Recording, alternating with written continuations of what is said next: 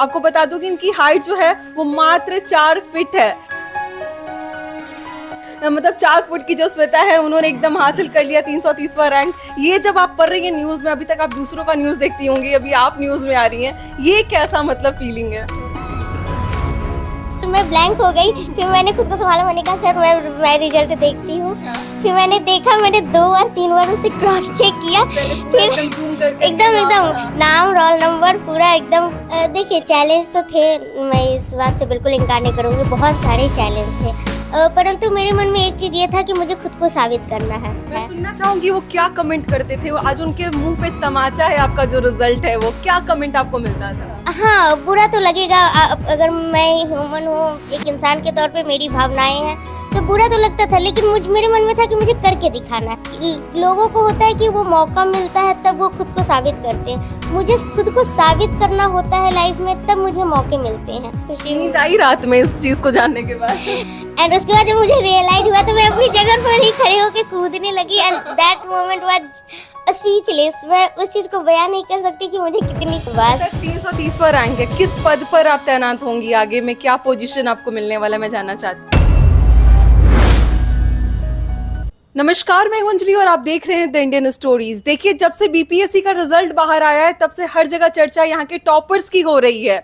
सब यही ढूंढ रहे हैं कि भाई कौन कौन जो है जिनका रैंक आ गया, जो 799 जो भी स्टूडेंट्स हैं उनका क्या नाम है, कहाँ से वो हैं, कैसे उन्होंने सफलता हासिल की है। मेरे साथ श्वेता जी हैं जिन्होंने बहुत ही बढ़िया कमाल कर दिया है एग्जाम में, और जिनका जो रैंक है वो 330वां रैंक इन्होंने हासिल किया है। सबसे पहले बहुत बहुत बधाई आपको। आपका बहुत बहुत धन्यवाद। मैं बता दूं कि इनका जो चर्चा है ना, अभी जितने भी रिजल्ट्स आए हैं, जितने भी स्टूडेंट्स ने क्वालिफाई किया है, सबसे ज्यादा चर्चा आपकी हो रही है। आपको बता दूं कि इनकी हाइट जो है वो मात्र 4 फीट है। 4 फीट की श्वेता जो है अभी रूल कर रही है पूरे न्यूज चैनल्स में और आर्टिकल्स में कि इन्होंने सफलता हासिल की है। क्या बोलना चाहिएगा? सपना सच एकदम सामने नजर आ रहा है। बिल्कुल, मैंने सपना देखा था कि मैं बीपीएससी को क्वालिफाई करके खुद को प्रूव करूंगी, और आज मेरा ये सपना सच हो रहा है, तो मुझे बहुत खुशी मिल रही है। जिस तरीके से लोग प्यार दे रहे हैं, बहुत सारे रैंक आपके ऊपर भी हैं, बहुत सारे आपके नीचे भी हैं, लेकिन चर्चा जिस तरीके से आपकी हो रही है कि श्वेता ने बाजी मारी है, मतलब 4 फुट की जो श्वेता है उन्होंने एकदम हासिल कर लिया 330वां रैंक। ये जब आप पढ़ रही हैं न्यूज में, अभी तक आप दूसरों का न्यूज देखती होंगी, अभी आप न्यूज में आ रही हैं, ये कैसा मतलब फीलिंग है? तो मैं कह सकती हूँ कि मैंने कभी खुद से को किसी के साथ कंपेयर नहीं किया, पर मुझे बहुत खुशी मिल रही है कि मुझे लोगों का प्यार मिल रहा है, मुझे लोग मुझसे जुड़ाव महसूस कर रहे हैं, वो मुझसे इंस्पायर अगर हो रहे हैं, तो ये मेरे लिए बहुत बड़ी बात है। आपके इंस्पिरेशन कौन थे श्वेता, ये बताइए। मेरे इंस्पिरेशन मेरे मम्मी पापा, मेरी बहनें, मेरे गुरुदेव हैं। गुरुदेव, मम्मी पापा, फैमिली जो है वो है। सबसे पहली बात आपकी हाइट की हो रही है कि अक्सर हम देखते हैं हमारे परिवार में अगर कोई ऐसा होता है तो वो कहीं ना कहीं डीमोटिवेटेड फील करता है, या फिर परिवार वाले उसको डीमोटिवेटेड फील कराते हैं। आपने कैसे अपने आप को एकदम ऐसा जिंदा रखा एकदम कि चलो मैं फाइट करूंगी और मैं उस चीज़ के लिए लड़ूंगी जो शायद बड़े बड़े दिमाग वाले का काम है, या फिर लोग डरते हैं सोचने के बारे में कि यूपीएससी और बीपीएससी के बारे में?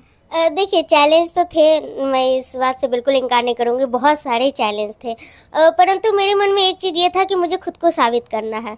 मतलब मुझे ये साबित करना था कि मैं हूँ, मेरी उपस्थिति मायने रखती है लोगों के लिए, परिवार के लिए, समाज के लिए, और ये चीज़ मुझे साबित करके दिखानी थी।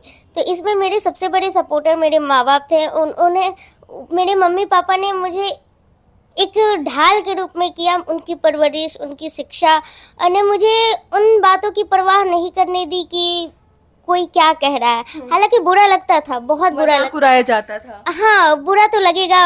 अगर मैं ह्यूमन हूँ, एक इंसान के तौर पे मेरी भावनाएं हैं, तो बुरा तो लगता था, लेकिन मेरे मन में था कि मुझे करके दिखाना है। मैं सुनना चाहूंगी वो क्या कमेंट करते थे, वो आज उनके मुंह पे तमाचा है आपका जो रिजल्ट है, वो क्या कमेंट आपको मिलता था? वो जो भी कमेंट करते थे, वो जब मुझे उस समय नकारात्मक लगते थे, तो मैं उसे कहना नहीं चाहूंगी, आप वो समझ सकती हैं। बिल्कुल बिल्कुल बिल्कुल। अब जब क्लास में जब आते हैं, हम पढ़ने के लिए आते हैं, तो वहाँ पे बहुत सारे स्टूडेंट्स होते हैं जो एक तरीके के नजर आते हैं, उनकी हाइट सही होती है, वो पढ़ने में भी सही हैं, हर चीज़ एक तरफ से। तो क्या क्लासरूम में भी कभी ऐसा फील हुआ कि मतलब मैं जो हूँ पता नहीं, मतलब कम्पीट कर पाऊंगी नहीं कर पाऊंगी, रिजल्ट आ पाएगा नहीं आ पाएगा?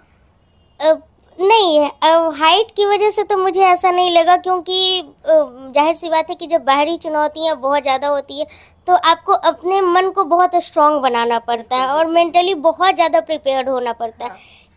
लोगों को होता है कि वो मौका मिलता है तब वो खुद को साबित करते हैं, मुझे खुद को साबित करना होता है लाइफ में तब मुझे मौके मिलते हैं। तो इसके लिए मैंने खुद को शुरू से बहुत ज़्यादा मेंटली मुझे स्ट्रांग बनना पड़ा था।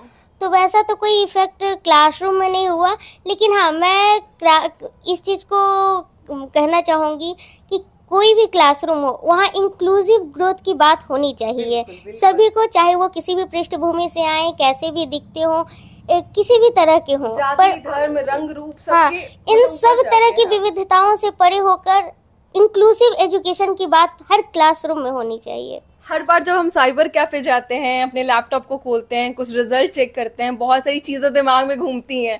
जब बीपीएससी का रिजल्ट आया, जब फाइनली आपको पता चला कि मतलब अब जाके चेक करना है कि पता नहीं क्या होगा, तो कैसे उस टाइम को, उस मोमेंट को मैं जानना चाहती हूँ, क्या हुआ था? मेरा एक्सपीरियंस थोड़ा सा अलग था। मुझे सबसे पहले न्यूज़ वेबसाइट से नहीं, धनंजय सर के द्वारा हुई थी। ओके। तो मैं अपने रूम में थी, उनका कॉल आया। उन्होंने कहा कि श्वेता, बधाई हो, तुम्हारा मेरिट में नाम आ गया है। मेरे रोंगटे खड़े हो रहे हैं इनका रिजल्ट का सुन के।